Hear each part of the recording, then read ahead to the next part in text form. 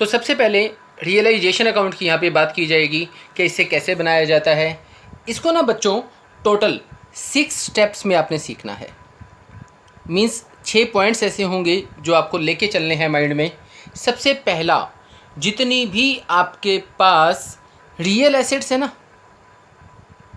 उसे उठा के रियलाइजेशन अकाउंट में डाल दो। ठीक बात है। अब पहले तो ये बता दूं रियल एसेट्स होती क्या है। Against which money can be received,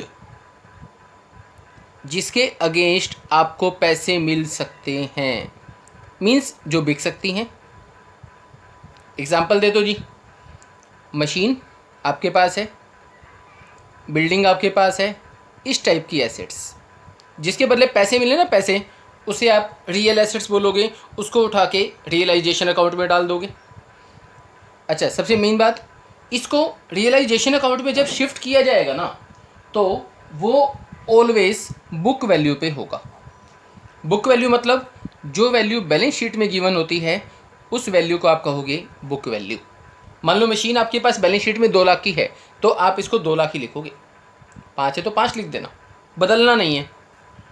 तो ठीक है, लिख देंगे, बट कैसे लिखेंगे, क्या किया जाएगा। एसेट्स का कौन सा बैलेंस होता है, डेबिट ना। तो यहाँ पे जब उसको शिफ्ट किया जाएगा तो वो हो जाएगी क्रेडिट। यहाँ पे आप लिखोगे रियलाइजेशन अकाउंट डेबिट टू जितनी भी आपके पास एसेट्स हैं। एसेट्स कौन सी, वो आप समझ चुके हो। ठीक है, बुक वैल्यू पे लिखना है, ओनली उन एसेट्स को लिखना है जिसके बदले आपके पास पैसे आ सकते हों। उसके बाद कहते हैं जो आपके पास लायबिलिटीज़ है ना, लायबिलिटीज़ कौन सी, आउटसाइड लायबिलिटीज़। मतलब मीनिंग इसका, अमाउंट पेबल, जो पैसा आपने देना है किसको, आउटसाइड के लोगों को। ठीक है, जो पैसा आपने लोगों को देना है वो आपकी आउटसाइड लायबिलिटीज़ होती हैं, उससे ही आपने इस अकाउंट में डालना है। सभी लायबिलिटीज़ को नहीं, सभी को नहीं। एग्जाम्पल आपके सामने हैं, बिल्स पेबल हो सकते हैं, आउटस्टैंडिंग एक्सपेंसेस हो सकते हैं, कोई बैंक से आपने लोन लिया हो सकता है। ऐसी बातें बच्चों यहाँ पे की जाएंगी। सेम बात लास्ट, लायबिलिटीज़ को भी जब इस अकाउंट में डाला जाएगा तो बच्चों वो बुक वैल्यू पे जाएंगी। बुक वैल्यू मतलब जो बैलेंस शीट में वैल्यू है उसे उसी पे ही लिखना है। क्या लिखोगे, लिखना क्या है वो तो बता दो। अब लायबिलिटीज़ का कौन सा बैलेंस होता है, क्रेडिट ना। तो जब उसको यहाँ पे शिफ्ट किया जाएगा, उस क्योंकि लायबिलिटीज़ यहाँ ख़त्म होना है, तो वो हो जाएंगी डेबिट। लायबिलिटीज़ को डेबिट कीजिए, liabilities account debit to realisation account. Assets में क्या लिखा था, realisation account debit to assets. यहाँ क्या लिखोगे, liabilities debit to realisation account. किस पे जाएगी बच्चों, ये बुक वैल्यू पे। 2 स्टेप हो गए। पहले में आपने एसेट्स को डाला, कौन सी, जिसके बदले पैसे आ सकते हैं। उसके बाद आपने लायबिलिटीज़ को इस अकाउंट में डाला, कौन सी, आउटसाइड लायबिलिटीज़, जो आपने लोगों को पैसा देना है। थर्ड पॉइंट, एसेट्स को निपटा दो।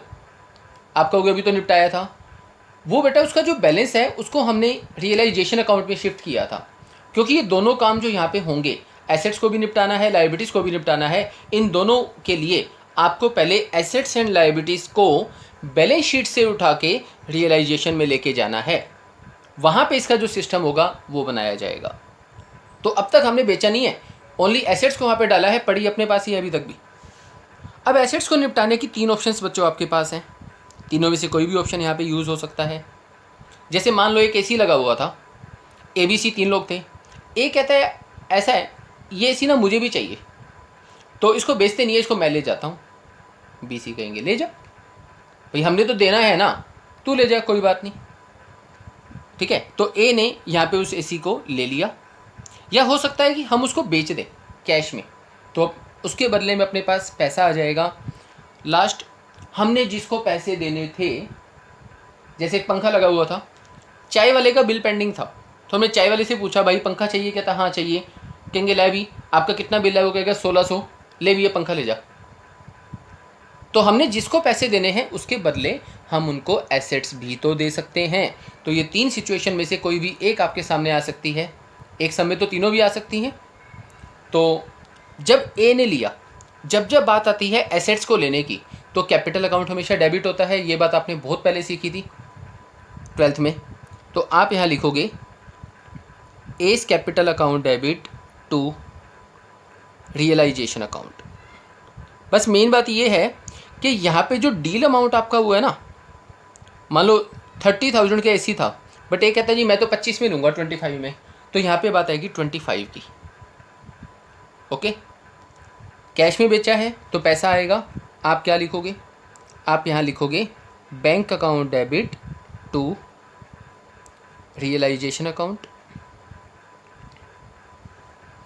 कौन सी वैल्यू पे? जितना पैसा आएगा, जितना अमाउंट आपको यहाँ पे मिलेगा।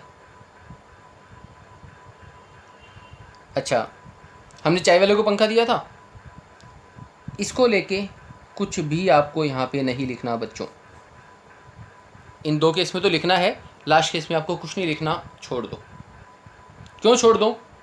2-3 सम निकाल लो, इसका मीनिंग आपको अपने आप समझ में आ जाएगा। 1 मिनट लगेगा बताने में, वहाँ पे बता भी दूंगा, पहले 2-3 सम समझ लो इसके। बस अभी ये ध्यान कि जब भी हमने किसी को एसेट दी है जिसको हमने पैसे देने थे, तो वहाँ पे हम कुछ भी नहीं लिखेंगे रियलाइजेशन अकाउंट में। ओके जी। उसके बाद अब एसेट्स को तो निपटा दिया, चौथे स्टेप में लायबिलिटीज़ को निपटा दो। कैसे निपटाओगे? 2 ऑप्शन है, एसेट्स को निपटाने में 3 थे, यहाँ 2 ऑप्शन है। पहला सबसे बढ़िया ऑप्शन कहता है जी इसकी पेमेंट दे दो। पेमेंट दोगे तो पैसा जाएगा। आप यहाँ पे लिखोगे realisation account debit to bank account. Realisation account debit to bank account. ठीक है जी, पेमेंट होगी। अब जितनी पेमेंट दी है, मान लो आपने 1 लाख किसको देने थे, अब वो 80 में मान गया, तो आप यहाँ पे 80 लिखोगे। जब एसेट्स एंड लायबिलिटीज़ को रियलाइजेशन अकाउंट में शिफ्ट किया जाता है ना स्टार्टिंग में, तो वहाँ पे बुक वैल्यू की बात आती है।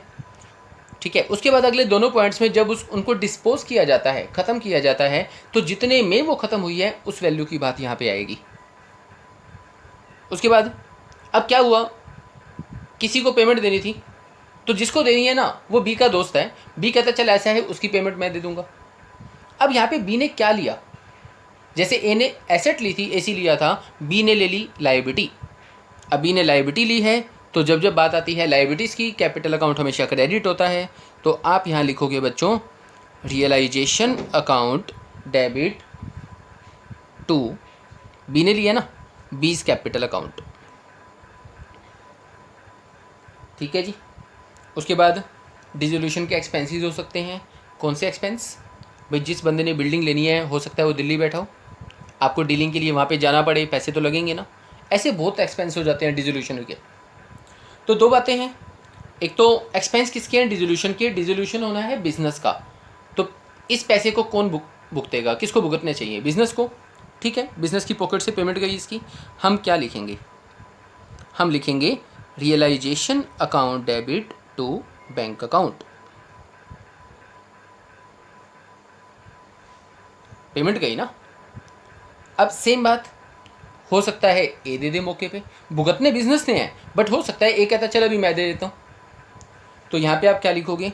बाद में हम ए को देंगे ना वो, अब हमने ए को पैसे बाद में देने हैं, तो हम लिखेंगे realisation account debit to A's capital account. Expenses को लेके 1-2 सम्स आपके आगे आएंगे, वो तब देख लेंगे। अभी बस ये बेसिक सी बात है, ये 2 पॉइंट। ओके है जी। अब सबसे लास्ट में 5 स्टेप आपके हो गए। अब बात आती है बच्चों इसकी बैलेंसिंग की। देखिए बैलेंस दिया अकाउंट। अब बैलेंसिंग कैसे होती है वो तो आपको पता है ना। मीन्स आपको दोनों साइड में देखना है कि कौन सी साइड ज़्यादा है, ताकि वहाँ पे जो भी आपके पास अमाउंट बचेगा, प्रॉफिट्स होंगे, लॉस होंगे, उसकी कैलकुलेशन ताकि की जा सके। तो सबसे पहले हम किसका टोटल लगाएंगे? दोनों में से जो साइड ज़्यादा होगी। क्रेडिट साइड ज़्यादा आएगी तो आपको प्रॉफिट्स यहाँ पे मिलेंगे, डेबिट साइड ज़्यादा आएगी तो आपको लॉस मिलेंगे। ठीक है, चलो दोनों में से कुछ भी आए, क्या किया जाएगा, बांट दो। यहाँ लिखोगे आप realisation account debit to as capital account to B's capital account. Loss होगा, लॉस के केस में कैपिटल अकाउंट डेबिट होता है, तो आप लिखोगे A's capital account debit, B's capital account debit to realisation account. Means जो भी यहाँ पे बैलेंस आपका बचेगा उसे कैपिटल अकाउंट में डाल दिया जाएगा बच्चों। किस में, जो भी इनका रेशियो होगा, आपको दिया होगा, ना दिया हो तो 1:1 ले लेना उसमें बच्चों। ठीक है जी। इसके बाद ना अब अपन, चलो ये तो समझ में आ गया कि क्या क्या स्टेप्स होंगे, बट अकाउंट कैसे बनेगा तो वो मैं आपके लिए बिल्कुल ईजिली शॉर्टकट वे में आपको बता देता हूँ। उसकी आउटलाइन क्या होती है, आइए देखते हैं। हाँ जी, अब सबसे पहले आपने क्या किया था, आपने एसेट्स को, रियल एसेट्स को यहाँ पे डाला था, तो आपने क्या लिखा था, realisation account debit to assets account, ये लिखा था। रियलाइजेशन वहाँ पे क्या था, डेबिट था, तो आप इसकी डेबिट साइड में सबसे पहले लिखेंगे क्या, एसेट्स। जो जो एसेट्स आपने यहाँ बुक वैल्यू पे लिखी होंगी उसको आपने यहाँ लिखना है बुक वैल्यू। ठीक है जी। कभी कभी क्या होता है, किसी एसेट के अगेंस्ट कभी कभी कोई प्रोविज़न भी बनाया होता है, तो आपने उसको यहाँ लिखना है। बेसिकली आपने देखा होगा बैड डेट्स के लिए आप बनाते हो, डाउटफुल डेट्स के लिए, ठीक है, तो उसको आप लिखेंगे क्रेडिट साइड में। बाकी तो अभी सम्स होंगे यहाँ पे, तो उसमें आपको पता चल ही जाएगा। पहला स्टेप हो गया, यहाँ पे एसेट्स को लिखा। सेकंड में आपने लाइबिलिटीज़ को लिखा था ना, तो लाइबिलिटीज़ में क्या आया था, लाइबिलिटीज़ का बैलेंस क्रेडिट था, उसको हमने लिखा तो उसको डेबिट किया, liabilities account debit to realisation account. Realisation यहाँ पे क्या था, क्रेडिट था, तो क्रेडिट साइड में आप लिख दो बाय लाइबिलिटीज़, जो जो भी होंगी। ठीक है, उसके बाद 2 स्टेप तो हो गए, इसको भी बुक वैल्यू पे लिखना। थर्ड स्टेप में हमने क्या किया था, एसेट्स को निपटाया था। एसेट्स को निपटाने के 3 ऑप्शन थे, बट 3 में से लास्ट वाले को तो आप लिखते ही नहीं, हम तो 2 को लिखते हैं। चलो हमने इसको बेच दिया, तो हमने क्या लिखा था, बेचने पे हमने लिखा था bank account debit to realisation, credit था ना, तो क्रेडिट साइड में लिखो बाय बैंक अकाउंट। आगे ना दिखाना है कि किस चीज़ का पैसा आया है, एसेट्स रियलाइज्ड। ठीक है, bank account debit to realisation account. Second option क्या था, ए ने इसी लिया था, वहाँ क्या लिखा था, A's capital account debit to realisation, credit था, तो यहाँ लिखोगे बाय एज कैपिटल अकाउंट, एसी लिया ना, एसेट का नाम लिख देना एसी टेकन, जितनी वैल्यू आएगी यहाँ पे। इसके बाद अब देखो हमने क्या क्या लिख दिया, एसेट्स को यहाँ लिखा सबसे पहले, लाइबिलिटीज़ को आपने यहाँ लिखा जो भी थी, एसेट्स को निपटाया यहाँ इसके अगेंस्ट। 3 ऑप्शन थे, 3 में से एक तो लिखना नहीं लास्ट वाला, तो बाकी 2 लिखने हैं ना, उन दोनों को मैंने यहाँ लिख दिया। ओके जी। अब चौथे स्टेप में लाइबिलिटीज़ को निपटाना है। लाइबिलिटीज़ को निपटाने के 2 ढंग थे, पेमेंट देंगे तो हमने क्या लिखा था, realisation account debit to bank, क्योंकि पैसा जाएगा तो क्रेडिट होता है बैंक, है ना, तो रियलाइजेशन तो डेबिट था ना, तो डेबिट साइड में मैं लिखूँगा टू बैंक अकाउंट। यहाँ लिखना लाइबिलिटीज़ पेड, जिस लाइबिलिटी की पेमेंट दी आपने वो यहाँ लिखना, पेमेंट गई। हो सकता है बी ने ली थी, याद है बी ने ली थी लाइबिलिटी, तो उसको हम लिखेंगे यहाँ to B's capital account liabilities taken. तो एसेट को यहाँ लिखा बट निपटाया यहाँ पे देखो इसके अगेंस्ट, लाइबिलिटीज़ को यहाँ लिखा बट उसको निपटाया जाएगा यहाँ पे, उसकी पेमेंट्स यहाँ पे होंगी, ख़त्म यहाँ होंगे वो। उसके बाद बात थी एक्सपेंसिस की। एक्सपेंसिस का क्या हो सकता है, पेमेंट हो सकती है, रियलाइजेशन टू बैंक जो भी हमने लिखा था, तो टू बैंक अकाउंट। आगे हमेशा दिखाना है बच्चों एक्सपेंसिस पेड, ऑलवेज दिखाना है आपको। उसके बाद हो सकता है ए ने दे दिए, तो हम लिखेंगे two as capital account expenses paid by A. मतलब जो भी आपने यहाँ लिखा है ना, जो भी डिटेल लिखी है उसके अगेंस्ट आपको दिखाना पड़ेगा कि किस चीज़ के लिए यहाँ पे इसको लिखा गया है। हो गए जी, ये आपके 5 स्टेप कंप्लीट। इसके बाद क्रेडिट में जो होगा, मतलब जो साइड बड़ी है, क्रेडिट बड़ी है तो उसका टोटल लगाओ, यहाँ पे क्या बचेंगे आपके पास, क्रेडिट में क्या लिखते हो, इनकम लिखते हो ना, मतलब जो आपने कमाया है वो लिखोगे। तो एस कैपिटल अकाउंट, यहाँ लिखोगे बीस कैपिटल अकाउंट। डेबिट साइड बड़ी आ गई तो यहाँ पे बचेगा क्या, बाय लॉस, सेम वही ए बी में बढ़ जाएगा, as capital account debit, B's capital account. Okay जी, तो ये आपका बनता है रियलाइजेशन अकाउंट। हालांकि अभी इसमें एक दो पॉइंट्स अभी आते हैं यहाँ पे, अनरिकॉर्डेड जो एसेट्स एंड लाइबिलिटीज़ होती हैं, बट वो आपस हम के साथ साथ सीख लेंगे। ठीक है जी।